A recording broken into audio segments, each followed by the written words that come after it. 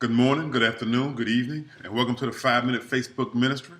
My name is Anthony Daniels, and today we're coming to Romans chapter 12, verse 1. That's Romans 12 and 1.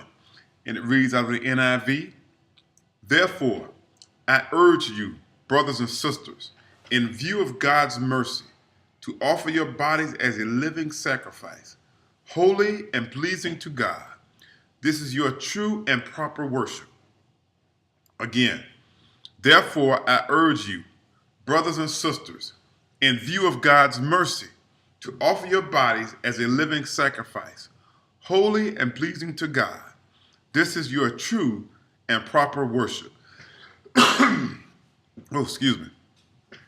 Now this is Paul, and Paul has written Romans, and he's telling us here that he's urging us, and he says, in view of God's mercy. That's the first thing, in view of God's mercy toward us. That we don't deserve, anything that we get from God. Just by the way we live and how we carry ourselves, and the way man has sinned over the centuries, we don't deserve anything from God. But in view of God's mercy, He's given us the opportunity to turn to Him and be forgiven. He says to offer your bodies as a living sacrifice, holy and pleasing to God. So now we got to ask the question, what does it mean to be a living sacrifice to God? What does it mean to be a living sacrifice to God? In the prior to Jesus, under the Old Testament, he used to sacrifice animals and as offerings to God, as sin offerings, and that covered the sins. And then Jesus came, and Jesus was a perfect sacrifice for all of man's sins, and we can be forgiven through Jesus Christ's resurrection. But now He asks us to be a living sacrifice. So what does it mean to be a living sacrifice for God? After you receive Jesus Christ and you start living a life for God, you want to live your life fulfilling God's will for your life. So therefore, you give yourself over to God fully as a living sacrifice. So that when He tells you to do something or not to do something, to give something up, to cut somebody off, you'll do it because you are His living sacrifice.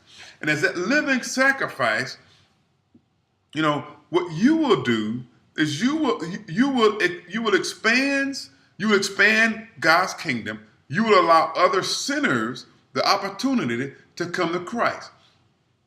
Now that's important right there. You will allow other sinners the opportunity to come to Christ. Because as you offer yourself as a living sacrifice to God, you become a light on a hill. You're a light in this dark world. And people will see who you are. And most people will not want to be around you. They'll start talking about how, oh, he's a teetotaler now. He don't hang out no more. She don't hang out no more. They don't do this no more. They don't do that no more. They're gonna talk about you, but there's somebody who's gonna see you, and they're gonna be watching you, and they're gonna see how your life has changed, and they're gonna see how you've changed, and they're gonna think, that's what I need in my life, and that now that person may have never gone to church. That person may not know anything about the Bible, but he knows there's something special and different about you. And he may come to you and ask you about Christ and give you the opportunity to testify about God's goodness and mercy in your life and His goodness in your life.